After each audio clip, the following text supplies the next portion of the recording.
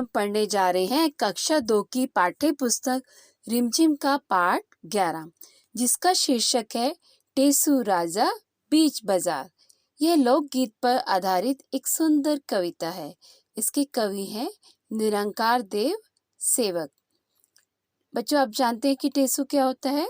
टेसू मनुष्य की आकृति का एक खिलौना होता है, जिसे लेकर बच्चे शारदीय नवरात्रि के दिनों में घर घर घूमते हैं और टेसू के गीत गाते हैं व पैसे मांगते हैं। चलिए अब कविता पाठ यानी पोएम रेसिटेशन स्टार्ट करते हैं। बच्चों, आप भी साथ साथ रिसाइट करें। टेसू राजा बीच बाजार खड़ी हुई ले रही अनार। इस अनार में कितने दाने जितने हो कंबल में खाने। कितने हैं कंबल में खाने, भेड़ भला क्यों लगी बताने। बच्चों, टेसू राजा जो हैं वो बाजार के बीच में अनार लेने के लिए खड़े हुए हैं। उन्होंने अपना पहला प्रश्न किया कि इस अनार में कितने दाने हैं, तो उन्हें इसका उत्तर मिला जितने एक कंबल में खाने होते हैं। तो अब उन्होंने दूसरा प्रश्न पूछा कि कितने हैं कंबल में खाने, कंबल में खाने कितने हैं। अब भला भेड़ क्यों उन्हें बताने लगे कि कंबल में कितने खाने होते हैं।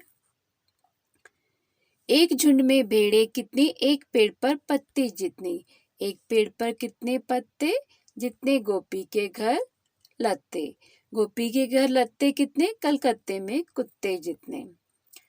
अब उन्होंने दूसरा प्रश्न पूछा कि एक झुंड में कितनी भेड़ें होती हैं, तो उन्हें इसका उत्तर मिला कि एक पेड़ पर जितनी पत्तियां होती हैं उतनी ही एक झुंड में भेड़ें होती हैं। अब उन्होंने अगला प्रश्न पूछा कि एक पेड़ पर कितने पत्ते होते हैं, तो उन्हें इसका उत्तर मिला जितने गोपी के घर में कपड़े होते हैं। यहाँ पर बच्चों लत्ते का अर्थ है कपड़े। उन्होंने अगला प्रश्न पूछा कि गोपी के घर कितने कपड़े हैं, तो उन्हें इसका उत्तर मिला कि जितने कलकत्ते में कुत्ते हैं। 20,23,000 दाने वाला एक अनार, टेसू राजा कहे पुकार, लाओ मुझको दे दो चार। अब उन्हें उत्तर जो मिला कि एक अनार में कितने दाने हैं, वो है 20,23,000। तो इतने सारे दाने सुनकर टेसू राजा ने पुकार यानी रिक्वेस्ट की कि मुझे भी ऐसे 4 अनार लाकर दे दो। तो बच्चों, ये थी ब्यूटीफुल स्टोरी टेसू राजा की। चलिए अब देखते हैं पाठ से संबंधित प्रश्न उत्तर। गिनत अनगिनत। कुछ चीजें ऐसी होती हैं जिन्हें गिना जा सकता है और कुछ चीजों को नहीं।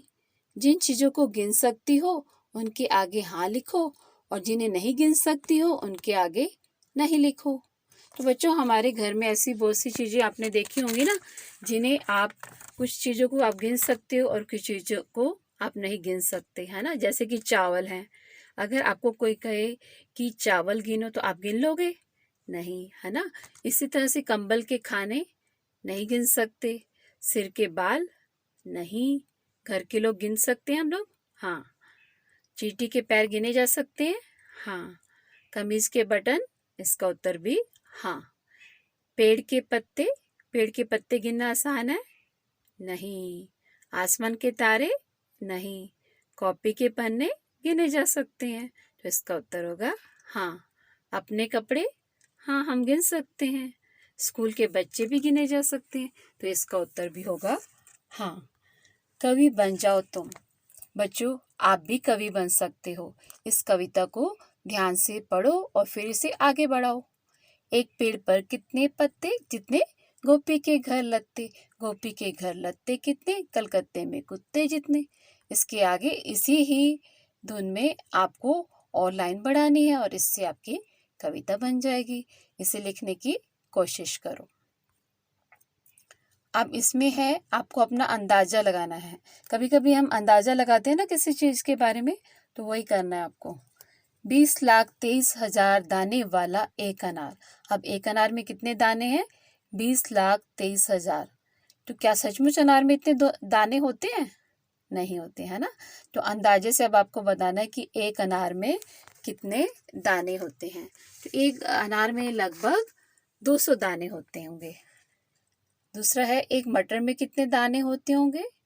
तो इसका अंदाजा है कि एक मटर में लगभग 6-8 दाने होते होंगे। और एक भुट्टे में कितने दाने होते होंगे।